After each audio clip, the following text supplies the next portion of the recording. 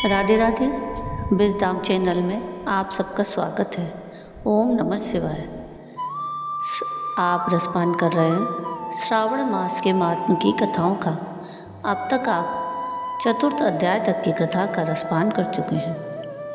आज के इस वीडियो में हम श्रावण मास महात्म के 5वें अध्याय की कथा का रसपान करेंगे, जिसमें श्रावण मास में किए जाने वाले विभिन्न व्रत अनुष्ठान और रविवार व्रत के वर्णन में सुकर्मा द्विज की कथा का वर्णन किया गया है।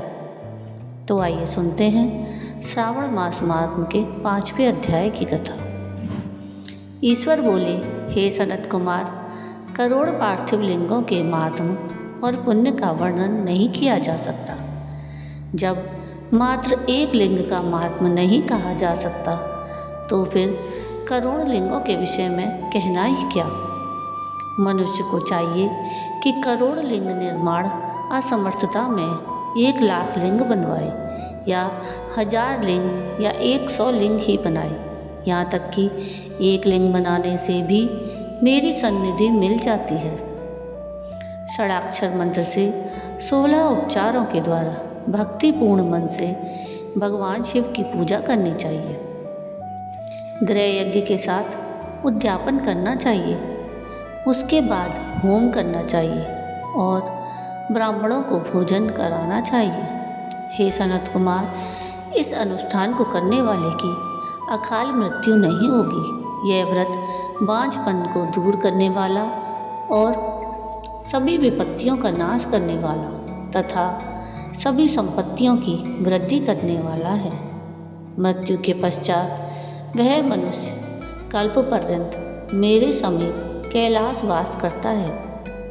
जो मनुष्य श्रावण मास में पंचामृत से शिवजी का अभिषेक करता है, वह सदा पंचामृत का पान करने वाला, गोधन से संपन्न, अत्यंत मधुर भाषण करने वाला और त्रिपुर के शत्रु भगवान शिव को प्रिय होता है।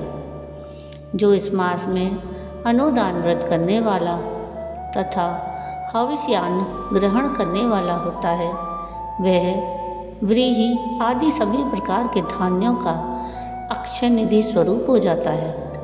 पत्तल पर भोजन करने वाला श्रेष्ठ मनुष्य सुवर्ण पात्र में भोजन करने वाला तथा शाक को त्याग करने से शाककर्ता हो जाता है। श्रावण मास में केवल भूमि पर सोने वाला कैलाश में निवास करता है। इस मास में एक भी दिन प्रातः स्नान करने से मनुष्य को 1 वर्ष स्नान करने के फल का भागी कहा गया है।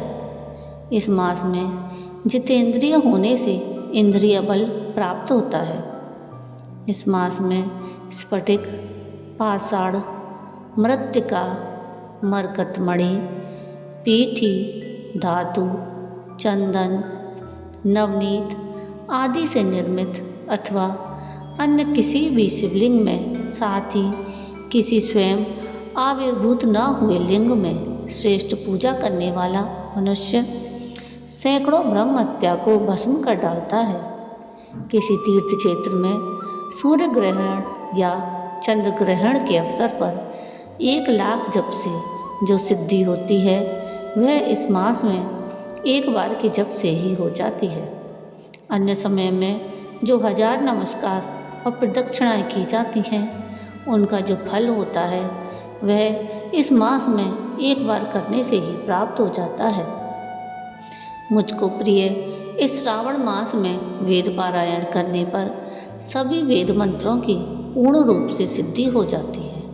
श्रद्धा युक्त होकर इस मास में 1000 बार पुरुषोक्त का पाठ करना चाहिए अथवा कलयुग में उसका 4 गुना पाठ करना चाहिए अथवा मौन संख्या का 100 गुना पाठ करना चाहिए अथवा वह करने में असमर्थ हो तो आलसहीन होकर मात्र 100 पाठ करने चाहिए। ऐसा करने वाला मनुष्य ब्रह्म हत्या आदि पापों से मुक्त हो जाता है, इसमें कोई संदेह नहीं है।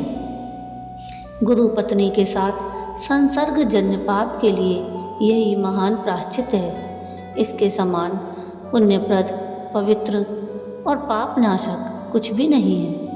पुरुषोक्त के जप के बिना इस मास में एक भी दिन व्यतीत नहीं करना चाहिए। जो मनुष्य इस फल को अर्थवाद कहता है वह नरकगामी होता है। इस महीने में समिधा, चारु, तिल और घृत से गृह यज्ञ होम करना चाहिए। शिव के रूपों का भली भांति ध्यान करके धूप, गंध, पुष्प, नैवेद्य आदि से पूजन करना चाहिए और अपने सामर्थ्य अनुसार कोटि होम, लक्ष होम अथवा 10 सहस्त्र होम करना चाहिए। व्याहतियों ओम भूर, ओम भुवः, ओम स्वः के साथ तिलों के द्वारा भी यह गृह यज्ञ नामक होम किया जाता है। हे सनत कुमार, इसके बाद अब मैं वारों के व्रतों का वर्णन करूँगा, आप सुनिए। हे अनग, उनमें सर्वप्रथम मैं आपको रविवार का व्रत बताऊंगा। इस संबंध में लोग एक प्राचीन इतिहास को कहते हैं। प्रतिष्ठानपुर में सुकर्मा नामक एक द्विज था। वह दरिद्र, कृपण और भिक्षावृत्ति में लगा रहता था।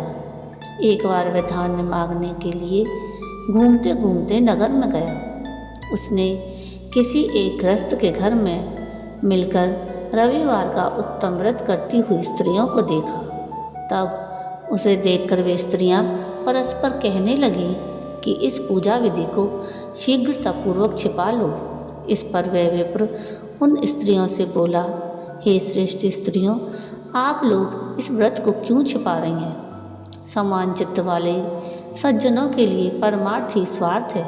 मैं दरिद्र और दुखी हूँ। इस श्रेष्ठ व्रत को सुनकर मैं भी इसे करूँगा। अतः आप लोग इस व्रत का विधान और फल अवश्य बताएं। स्त्रियाँ बोली, हे द्विज, इस व्रत के करने में आप उन्माद और प्रमाद करेंगे अथवा भूल जाएंगे अथवा इसके प्रति अभक्ति या अनास्था रखने लगेंगे। अतः आपको यह व्रत कैसे बताऊं? उनकी यह बात सुनकर उनमें से जो एक प्रौढ़ा स्त्री थी वह उस ब्राह्मण से व्रत और व्रत की विधि बताने लगी। हे ब्राह्मण, श्रावण मास के शुक्ल पक्ष के प्रथम रविवार को मौन होकर उठ करके शीतल जल से स्नान करें। उसके बाद अपना नित्य कर्म संपन्न करके पान के एक शुभ दल पर रक्त चंदन से सूर्य के समान पूर्ण गोलाकार 12 परिधियों वाला सुंदर मंडल बनाएं। उस मंडल में रक्त चंदन से संज्ञा सहित सूर्य का पूजन करें। उसके बाद घुटनों के बल भूमि पर झुककर 12 मंडलों पर अलग अलग रक्त चंदन और जपा कुसुम से मिश्रित अर्घ्य श्रद्धा भक्ति पूर्वक सूर्य को विधिवत प्रदान करें और लाल अक्षत, जपा कुसुम और अन्य उपचारों से पूजन करें। उसके बाद मिश्री से युक्त नारिकेल के बीज का नैवेद्य अर्पित करके आदित्य मंत्रों से सूर्य की स्तुति करें और श्रेष्ठ 12 मंत्रों से 12 नमस्कार और प्रदक्षिणाएं करें। उसके बाद 6 तंतुओं से बनाए गए सूत्र में 6 ग्रंथियां बनाकर देवेश सूर्य को अर्पण करके उसे अपने गले में बांधें और पुनः 12 फलों से युक्त वायन ब्राह्मण को प्रदान करें। इस व्रत की विधि को किसी के सामने नहीं सुनाना चाहिए। हे विप्र, इस विधि से व्रत के किए जाने पर धनहीन व्यक्ति धन प्राप्त करता है, पुत्रहीन पुत्र प्राप्त करता है, कोढ़ी कोढ़ से मुक्त हो जाता है, बंधन में पड़ा व्यक्ति बंधन से छूट जाता है, रोगी व्यक्ति रोग से मुक्त हो जाता है। हे विपेंद्र, अधिक कहने से क्या प्रयोजन? साधक जिस जिस अभिष्ट की कामना करता है वह इस व्रत के प्रभाव से उसे मिल जाता है।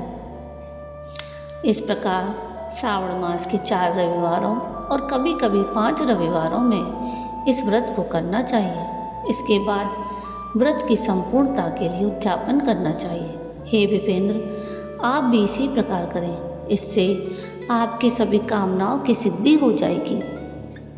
उसके बाद उन पतिव्रताओं को नमस्कार करके वह ब्राह्मण अपने घर आ गया। उसने जैसा सुना था उसी विधि से उस संपूर्ण व्रत को किया और अपनी दोनों पुत्रियों को भी वह विधि सुनाई। उस व्रत के सुनाने मात्र से शिवजी के दर्शन से और उनके पूजन के प्रभाव से वे कन्याएं देवांगनाओं के सदृश हो गईं। उसी समय से उस ब्राह्मण के घर में लक्ष्मी ने प्रवेश किया और वह अनेक उपायों और निमित्तों से धनवान हो गया। किसी दिन उस नगर के राजा ने ब्राह्मण के घर से होकर राजमार्ग से जाते समय खिड़की में खड़ी उन दोनों सुंदर और अनुपम कन्याओं को देख लिया।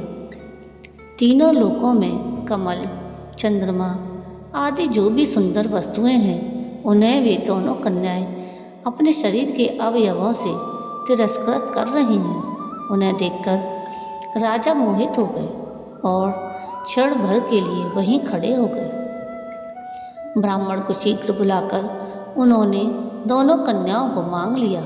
तब उस ब्राह्मण ने भी हर्षित होकर दोनों कन्याएं राजा को प्रदान कर दी। उस राजा को पति रूप में प्राप्त करके वे कन्याएं भी प्रसन्न हो गईं। वे स्वयं इस व्रत को करने लगीं और पुत्र पौत्र आदि से संपन्न हो गईं। हे मुने, महान ऐश्वर्य देने वाले इस व्रत को मैंने आपसे कह दिया है। हे विधिनंदन, जिस व्रत के श्रवण मात्र से मनुष्य सभी मनोरथों को प्राप्त कर लेता है, उसके अनुष्ठान करने के फल का वर्णन कैसे किया जाए। ओम नमः शिवाय। तो ये थी कथा श्रावण मास के महात्म के 5वें अध्याय की। अगले वीडियो में हम श्रावण महात्म के 6ठे अध्याय की कथा का रसपान करेंगे। आपको आज की ये कथा कैसी लगी मुझे कमेंट करके ज़रूर बताइएगा। और अगर आपको ये कथा पसंद आई हो तो प्लीज़ इसको लाइक शेयर ज़रूर कीजिएगा और प्लीज़ मेरे चैनल को सब्सक्राइब कीजिएगा और कमेंट में राधे राधे और ओम नमः शिवाय ज़रूर लिखिएगा। वीडियो पूरा देखने के लिए थैंक यू। राधे राधे।